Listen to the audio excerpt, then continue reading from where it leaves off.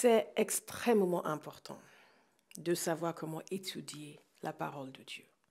C'est absolument fondamental de savoir comment étudier la Bible. Nous avons fait des enseignements qui portent sur la nature de la parole de Dieu, sur l'importance de la parole de Dieu. Nous avons vu qu'à travers la Bible, en réalité, c'est Dieu qui se révèle. Dieu est le grand protagoniste de la Bible. Personne d'autre, Dieu, le grand protagoniste. Tout ce qui est écrit nous permet d'apprendre qui est Dieu et comment est-ce qu'il est. Quelle est sa nature, quelle est sa personnalité, comment est-ce qu'il fonctionne, comment est-ce qu'il traite avec les êtres humains. Il est le grand protagoniste, du début jusqu'à la fin. Et c'est cela qu'il faut toujours garder à l'esprit quand vous commencez à lire la Bible. Et il y a des gens qui vont regarder cette vidéo qui sont des chrétiens depuis très très longtemps, ou vous êtes peut-être en train de commencer votre marche de foi, ou peut-être même que vous n'êtes pas du tout chrétien, et vous avez simplement envie de savoir comment lire la Bible et comment étudier la Bible. Et c'est ce que nous allons essayer de faire pendant ces quelques minutes. Nous n'allons pas pouvoir tout voir, bien entendu, mais juste quelques indications. J'ai listé une série de principes que je vais vous encourager à suivre et qui vont vous aider à appréhender ce gros pavé qu'est la parole de Dieu. Donc, nous avons parlé du fait que Dieu se révèle. Dieu se révèle, Dieu révèle sa nature, il nous révèle aussi qui nous sommes en lui. En réalité, l'homme a été fait par Dieu et pour Dieu. Et nous trouve le sens vraiment de son identité, de son existence, et nous trouve son identité qu'à travers la vision que Dieu a de lui. Et comment est-ce que vous savez quelle vision Dieu a de vous? Comment est-ce que vous trouvez votre vraie identité? Dans les pages de la parole de Dieu.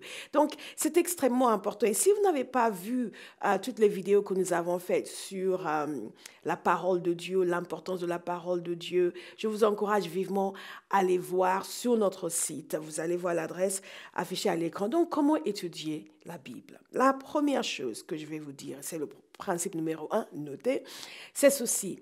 Il faut comprendre la narration. J'ai souvent parlé de cela lorsque j'ai parlé du fait que la Bible est une histoire. La Bible est une histoire du début jusqu'à la fin. C'est important. Il y a une narration, il y a un déroulement de situations, de faits. C'est une longue histoire, un plan de Dieu qui se révèle, qui se déroule en plusieurs étapes, dans plusieurs phases, mais c'est une narration, du début jusqu'à la fin. Et c'est cela qu'il faut comprendre. Quelle est cette narration? Grosso modo, c'est la narration de l'histoire entre Dieu et les hommes. En d'autres termes, la manière dont Dieu a amené l'homme à l'existence, comment les relations ont son image, comment les relations ont été faussées entre Dieu et l'homme, comment l'ennemi est entré dans cette histoire et a amené l'homme à se mettre de son côté contre Dieu, devenir l'ennemi de Dieu. Et tout ce que Dieu a fait pour amener une restauration de cette relation qui a été perdue, ce que nous appelons la rédemption, et ce à travers Jésus. Et en fait, comment Jésus est venu sur la terre, comment cette rédemption a été mise en place, et cette relation nouvelle avec Dieu établit la restauration de ce qui a été perdu, et à la fin des temps, comment il y aura un nouveau ciel et une nouvelle terre, et ainsi de suite. Donc, c'est une longue histoire. En étudiant la Bible, vous devez garder à l'esprit cette narration. Tout ce que vous allez y trouve sa place dans cette narration. Ensuite, il y a un deuxième niveau de lecture. Le deuxième niveau de lecture, c'est bien entendu la lecture des relations précises entre Dieu et son peuple, l'ancienne alliance et la nouvelle alliance. À ce qui se passe, comment Dieu a traité avec des individus, comment Dieu a traité avec des individus dans l'Ancien et dans le Nouveau Testament, mais au-delà de cela, le contexte de l'alliance. La troisième chose qu'il faut garder à l'esprit quand vous lisez la Bible, c'est un autre niveau de lecture, c'est au niveau des histoires individuelles. Par exemple, l'histoire de Joseph, qu'est-ce qui s'est passé avec Joseph? Et à travers cela, vous allez comprendre la nature de Dieu, la relation que Dieu a entretenue avec cet homme et comment Dieu a agi dans cette situation et ainsi de suite. Et aussi des leçons que nous pouvons tirer de la vie de Joseph. Mais nous allons parler de cela dans quelques instants. Donc, il y a ces différents niveaux de lecture, mais le plus important que vous devez saisir, c'est cette longue narration du début jusqu'à la fin. Ça vous permet de savoir que c'est en tout. Et c'est ça l'extraordinaire miracle de ce livre, composé d'une 60aine de livres, mais où il y a une unité de sens extraordinaire, et justement parce qu'il y a une unité de vision. Ensuite, autre point important quand vous étudiez la Bible, c'est la manière d'étudier. Je vais vous encourager à faire une lecture livre par livre. Je vais vous encourager à ne pas simplement piocher des versets à droite et à gauche, mais à lire un livre à la fois. Maintenant, si vous commencez la lecture de la Bible, je ne vous encourage pas de commencer à lire dans Lévitique, qui peut être un peu hermétique pour des personnes qui ne connaissent pas le contexte biblique ni la théologie. Commencez avec le Nouveau Testament. Mais commencez non pas en prenant des petits versets à droite et à gauche, commencez avec des livres entiers. Prenez l'évangile de Matthieu, par exemple, lisez-le en entier. Prenez par exemple l'épître aux Romains.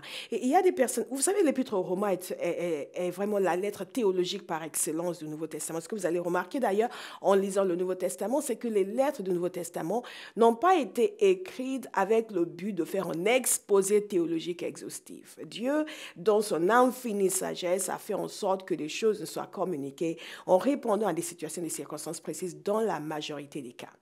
L'Épître aux Romains, par contre, est un exposé théologique extraordinaire. Si vous piochez des versets ici et là, ça va vous aider parce que vous allez apprendre des choses sur la foi, vous allez trouver des versets dans Romains sur la foi, mais il est mieux de prendre le livre en entier. Prenez un peu de temps et ne lisez pas 3 versets par jour pendant 2 mois. Vous allez perdre le sens. Imaginez si je devais vous envoyer une lettre et que vous commencez à lire ma lettre et que vous lisez 3 phrases par jour.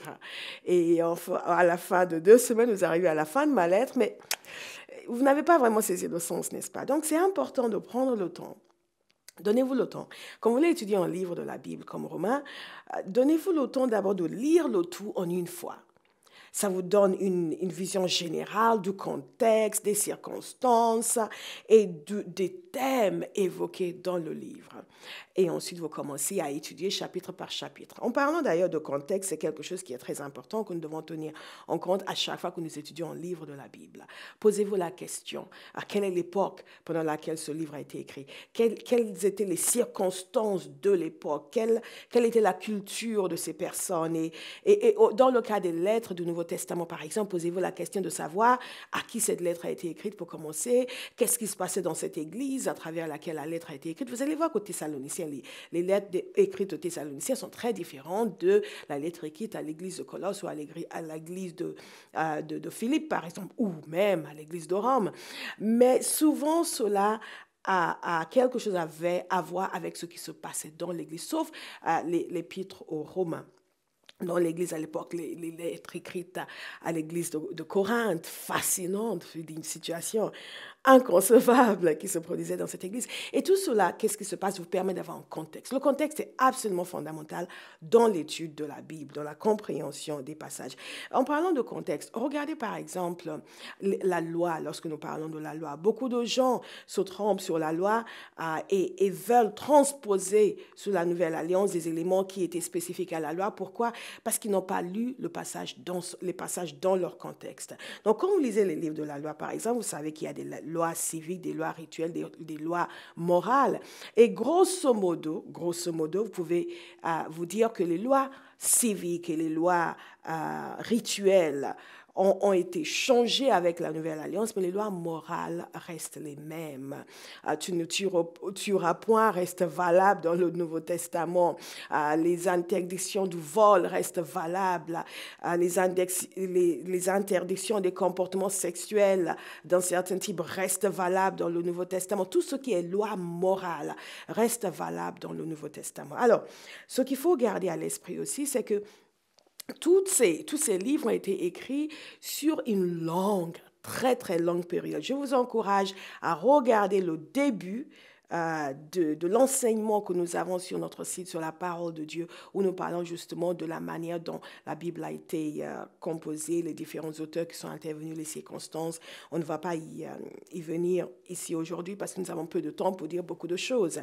Donc, gardez tout ceci à l'esprit quand vous lisez la parole de Dieu. Quand vous lisez les prophètes, par exemple, pensez-y. Et je m'attarde un petit peu sur l'Ancien Testament parce que c'est là où la majorité des gens ont le plus de difficultés parce que c'est un contexte culturel tellement éloigné des nôtres. Quand vous lisez les prophètes, prophètes, par exemple. Renseignez-vous sur le climat au moment où ils ont écrit, qui étaient les rois qui étaient au pouvoir à l'époque, quel était le climat spirituel. Cela vous permet de mieux comprendre certains éléments dans les livres des prophètes. Autre élément qu'il faut garder à l'esprit, c'est le fait qu'il y a eu un changement dans l'histoire d'Israël. À un moment donné, le royaume s'est scindé en deux. Donc, il y avait des prophètes qui agissaient à Juda, d'autres en Israël. Et les perspectives étaient légèrement différentes parce que les royaumes avaient des caractéristiques différentes en fonction des époques.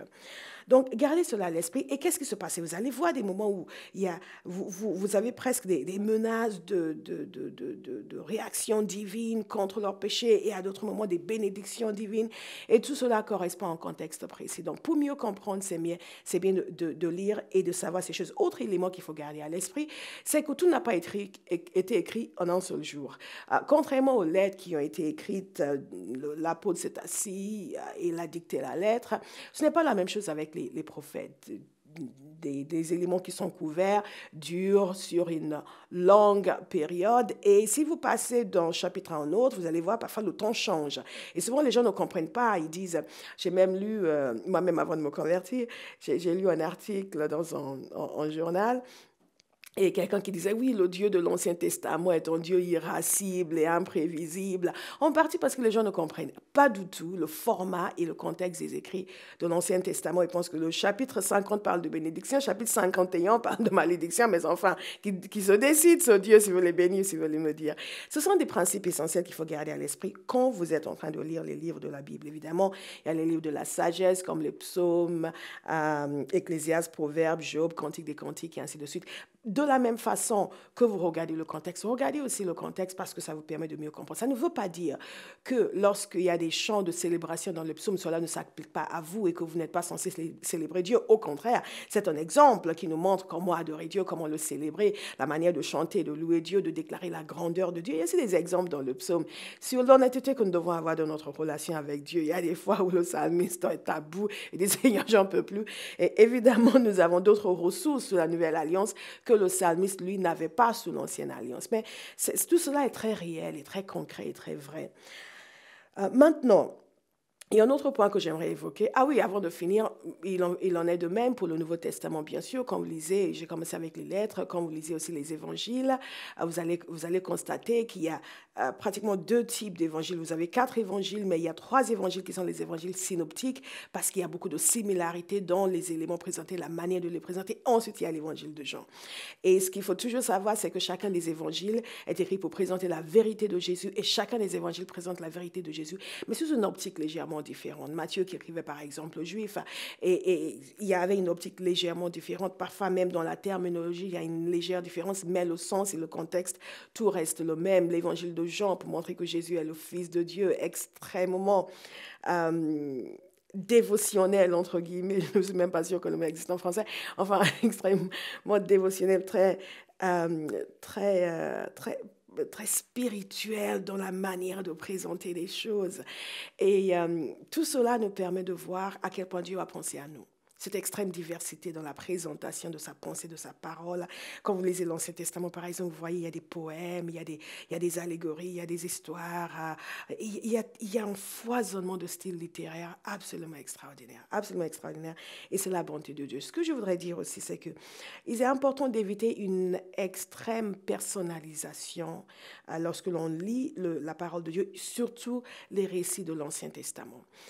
Quand vous lisez, par exemple, l'histoire de Joseph, vous avez beaucoup de choses à apprendre de l'histoire de Joseph, la manière dont Dieu a agi avec Joseph, mais évitez de personnaliser à l'extrême et de décider que la situation que vous vivez, c'est exactement comme celle de Joseph et tout analyser dans le contexte de narration qui ne sont pas nécessairement applicable à vous. On ne peut pas calquer toute son expérience sur une narration de l'Ancien Testament, à moins que vous n'ayez réellement un témoignage du Saint-Esprit que c'est ce genre de situation que vous êtes en train de vivre. Les principes sont valables, les principes de droiture, dans le cas de Joseph, par exemple, les principes de droiture, d'honnêteté, de fidélité envers Dieu, de constance même dans les épreuves. Et cela fait partie des choses que nous avons vues lorsque nous avons parlé du fait que la parole de Dieu a été écrite pour nous servir d'exemple. Donc, il y a aussi aussi un autre élément qui est important, c'est que lorsque nous étudions la parole de Dieu, nous pouvons aussi faire une étude thématique. Je vous encourage à faire des études thématiques. Mais ne faites pas que des études thématiques. Le danger lorsqu'on fait des études thématiques, c'est que l'on dit, je veux étudier la foi. Et en étudiant la foi, on peut aller chercher des versets à droite et à gauche qui évoquent le mot foi et on les met ensemble pour développer une théologie. Mais c'est très important de lire la parole de Dieu livre par livre. Et même quand vous faites une étude thématique, lisez autour du passage. Ne prenez pas juste un passage comme s'il s'agissait d'un fortune cookie que l'on vous donne dans un restaurant chinois, vous ouvrez, ah, voilà mon verset. Non, ne prenez pas juste un passage, essayez de voir comment ce verset a été utilisé. Cela vous permet de mieux comprendre le sens du verset et savoir s'il dit réellement ce que vous pensez qu'il dit. Les études thématiques sont très importantes parce qu'elles nous permettent d'avoir une vision d'ensemble de la manière dont la parole de Dieu traite d'un sujet particulier. Qu'est-ce que la Bible dit sur le divorce, par exemple? Vous regardez du début jusqu'à la fin. Qu'est-ce que la Bible dit sur la paix? Vous pouvez voir dans l'Ancien, dans le Nouveau Testament, ces deux alliances que Dieu a forgées avec l'humanité. Comment est-ce que Dieu a présenté la question de la paix, la question de la joie? Il en va de même pour la maladie. Qu'est-ce que Dieu dit au sujet de la maladie, la guérison? Nous pouvons faire des études thématiques pour avoir une vision d'ensemble de la position de la parole de Dieu par rapport à tel thème. Mais tout en faisant des études thématiques, il est important pour nous de lire le contexte et ne pas prêter des sens aux mots qu'ils n'ont pas. Et une chose qui est importante, d'ailleurs, en parlant de cela, c'est toute cette question d'interprétation. Comment est-ce qu'on interprète un passage biblique? Et c'est ce que je viens de dire. On ne prête pas un sens aux mots qui n'ont pas. La parole de Dieu ne nous sert pas comme un moyen de justifier notre position. Elle nous sert à montrer la position de Dieu. Si nous gardons cette intégrité, cette honnêteté, le Saint-Esprit sera là pour nous conduire. Évidemment, et je vais conclure avec ça à la fin, et d'ailleurs, j'aurais pu commencer avec ça aussi, c'est que le principe majeur et fondamental dans la compréhension et dans l'étude de la parole de Dieu, c'est l'aide du Saint-Esprit. Jésus a dit, il vous conduira dans toute la vérité. Et par ailleurs, nous savons que c'est lui qui a inspiré les auteurs humains de cette parole. Donc, il est toujours là pour nous conduire, pour nous permettre de comprendre et de saisir. Et la chose essentielle que je vous encouragerais à vraiment avoir dans votre cœur quand vous étudiez la parole de Dieu, c'est l'honnêteté. C'est la sincérité, c'est l'humilité, ça fait plus qu'une chose maintenant, c'est l'humilité, c'est le désir de savoir, le désir de connaître. Et quand on vient dans la parole de Dieu, la première chose que l'on veut, c'est savoir ce que Dieu pense, comment Dieu pense, savoir qui est Dieu et comment Dieu fonctionne. Ce n'est pas trouver une justification pour notre position doctrinale. Lorsque nous avons cette attitude-là, nous finissons par tomber dans l'erreur parce que nous allons tordre les versets pour justifier notre position. Et nous n'allons pas nous confronter aux versets qui parfois sont difficiles à comprendre pour savoir qu'est-ce qui est derrière. Nous allons les prendre et les utiliser pour casser les gens. Mais nous allons continuer sur ça un peu plus tard. Quelques éléments d'interprétation de la parole de Dieu. Nous avons parlé des narrations, par exemple. Le fait que vous ne pouvez pas juste calquer votre histoire sur l'histoire d'un personnage biblique. Il y a des bons exemples, il y a des mauvais exemples. Nous avons vu dans toute la série que nous avons fait sur la parole de Dieu qu'il y a des bons exemples, il y a des mauvais exemples. Et quand... Avant de venir à Jésus, j'étais frappée par les personnes qui avaient un style de vie qui, même pour moi, qui n'était pas chrétienne, me paraissait un peu anti-normes bibliques, du moins ce que j'avais appris moi à l'école le dimanche, il y avait bien longtemps. Et les gens justifiaient leur comportement en citant un personnage de l'Ancien Testament. Il y avait par exemple des hommes qui étaient polygames. Oui, je sais qu'ils étaient polygames. Pour tous les Occidentaux, c'est quoi? Non. Qui étaient polygames et qui justifiaient leur polygamie en étant chrétiens, en disant que oui, après tout, Salomon, il a eu plusieurs épouses. Et oui, il en est mort aussi. Ça ne lui a pas réussi. Et donc, il est important de comprendre que les histoires qui sont racontées dans la Bible ne nous sont pas données comme exemple parfait. Il y a des exemples qui nous sont donnés. Des personnages comme Noé qui ont vécu, Enoch par exemple, vécu sous le regard de Dieu. Quand on a parlé de Noé aussi, on a parlé de l'exemple de la foi qu'il représentait. Mais on a aussi parlé du fait qu'il y avait un travers dans la vie de Noé. Il n'était pas parfait parce qu'après le déluge, il est quand même tombé dans une situation qui pour nous aujourd'hui ne serait pas acceptable. Donc, qu'est-ce que nous faisons? Nous voyons ce qui est bon, nous prenons ce qui est bon et nous adolescents ce qui est mauvais. Aucun personnage de l'Ancien Testament n'a été posé devant nous comme un exemple parfait que nous devons suivre en toutes choses. Vous comprenez? Même Abraham, qui est le père de la foi, il avait ses fautes, il avait ses erreurs. Nous n'avons pas le droit de dire, oui, mais Abraham l'a fait, moi aussi je vais le faire. Ça, c'est ne pas avoir le désir d'obéir à Dieu. Nous suivons les gens dans la mesure où leur vie correspondent aux principes bibliques énoncés ailleurs. Et ça, c'est très important. Gardez cela à l'esprit. Il y a des principes qui n'ont pas été changés. J'ai parlé du fait que les valeurs morales, les principes de Dieu restent les mêmes, les questions éthiques restent les mêmes, n'ont pas changé d'une alliance à une autre parce que Dieu n'est pas amoral, Dieu est un être moral et donc cela ne change pas. Nous gardons cela à l'esprit lorsque nous essayons d'interpréter la parole de Dieu. Nous n'essayons pas d'y voir ce qui n'y est pas. Les histoires racontées dans l'Ancien Testament sont telles quelles. Nous ne pouvons pas essayer de les spiritualiser autrement. L'histoire de Tamar, par exemple, bon, c'est ça, il n'y a pas de sens particulièrement spirituel. D'ailleurs, c'est une histoire assez choquante. Mais vous comprenez, c'est là aussi où le contexte culturel est important et que nous devons tenir compte du contexte culturel d'une histoire que nous lisons. Pourquoi? Parce que même aujourd'hui, nous avons des cultures différentes. Et moi, je viens d'une culture qui me permet de comprendre le désir de Tamar d'avoir un enfant. Un enfant, dans ma culture, n'a pas la même, ce n'est pas la même valeur qui est donnée à un enfant dans une culture plus occidentale que dans une culture comme celle d'où je viens. Pourquoi? Parce que une femme, sa vie, le sens de sa vie tourne autour de sa progéniture. Ses enfants sont sa fierté, sont sa vie, sont une extension de sa personne, sont son accomplissement majeur. Évidemment, les choses ont évolué avec ma génération et les générations suivantes, mais cela me permet personnellement de comprendre davantage le cri de cœur de Tamar et pourquoi elle tenait absolument à avoir un enfant. Et ce sont des choses comme ça qui nous permettent de faire très attention quand nous lisons l'Ancien Testament. Beaucoup de gens portent des jugements, ont une attitude négative parce qu'ils voient l'Ancien Testament avec leur optique aujourd'hui. Même le Nouveau Testament, nous pouvons mal comprendre si nous avons notre optique du 21e siècle. Alors, il y a des points importants que j'aimerais évoquer avant que nous ne terminions cette émission. C'est que lorsque nous étudions la parole de Dieu, il y a un élément principal qu'il faut chercher. Quelle est la valeur, quelle est la vérité primaire qui est exprimée ici? Quelle est la doctrine que cette parole m'enseigne? Quelle est la chose qui, de façon intentionnelle ou accidentelle, entre guillemets, est présentée comme étant valeur biblique? Et nous devons nous attacher aux grands thèmes de la parole de Dieu, tels par exemple que la réconciliation avec Dieu, la chute, la rédemption, la personne de Christ. C'est cela que nous devons continuellement chercher lorsque nous lisons la parole de Dieu. Et c'est cela que nous devons nous approfondir nos connaissances. Des questions sur le péché qui n'ont pas changé. Par exemple, il y a des listes de péchés dans la Bible. 1 Corinthiens 6, du verset 9 au verset 10, nous montre une liste de péchés. Tout cela n'a pas changé.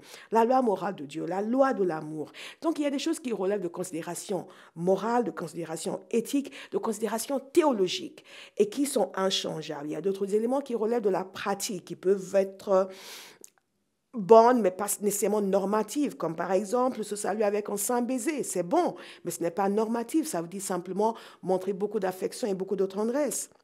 Il faut aussi comprendre qu'il y a des circonstances dans lesquelles les commandements ont été donnés. Le commandement que Jésus a donné, par exemple, au jeune homme qui voulait le suivre, Jésus lui a dit d'aller vendre tout ce qu'il possédait et de tout donner aux pauvres pour pouvoir le suivre. Jésus n'est pas en train de dire ça à chaque individu aujourd'hui. Si vous devenez chrétien, vous devez tout vendre et tout donner aux pauvres. Donc, vous voyez ces différents niveaux d'interprétation. Ce qui est normatif et ce qui relève d'un commandement unique, ce qui relève d'une pratique qui est bonne, mais qui n'est pas nécessairement normative. Nous devons nous attacher à ce qui est normatif. Il y a aussi des questions qui peuvent poser problème, qui sont aussi questions de relativité culturelle, comme le rôle des femmes, par exemple. Ça pose beaucoup de problèmes dans l'Église.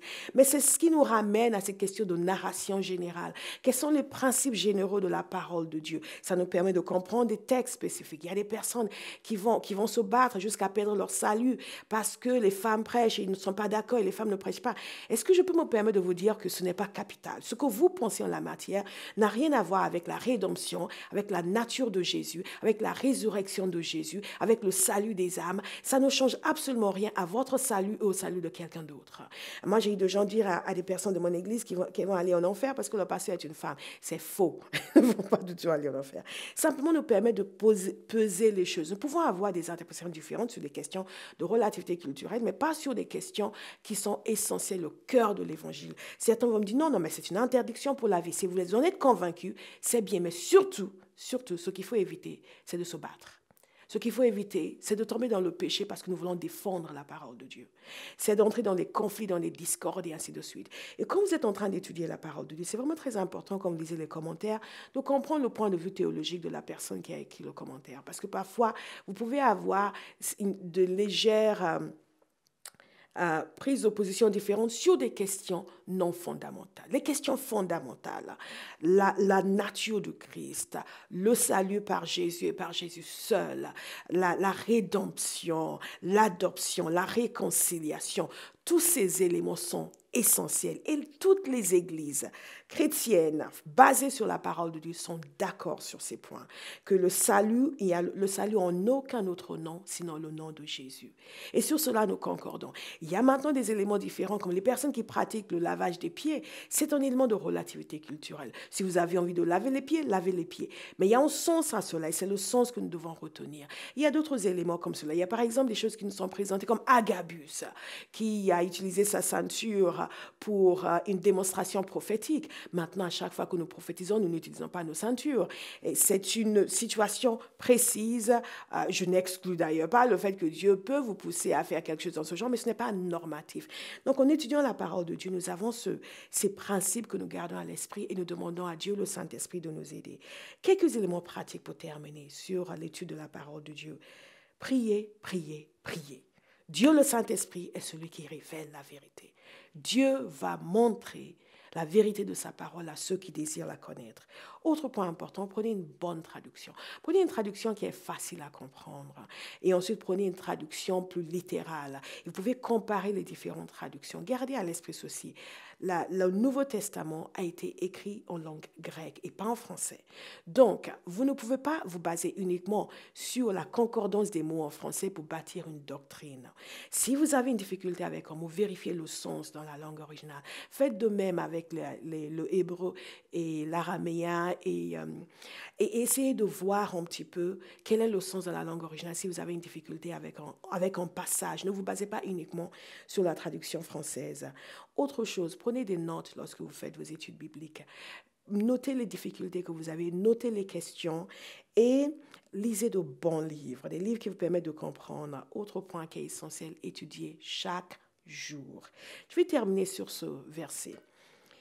2 Timothée chapitre 3, du verset 16 au verset 17, qui nous dit ceci. « Toute écriture est inspirée de Dieu et utile pour enseigner, pour convaincre, pour corriger, pour instruire dans la justice, afin que l'homme de Dieu soit accompli et propre à toute bonne œuvre. » Dieu veut que vous soyez accomplis et que vous soyez propre à toute bonne œuvre. Et lui-même va vous conduire dans l'étude de sa parole. Et je vous encourage à vraiment décider que ça va être un style de vie chaque jour pour grandir dans la connaissance de Dieu et grandir dans la connaissance de sa parole. Nous allons nous retrouver la semaine prochaine. Que Dieu vous bénisse.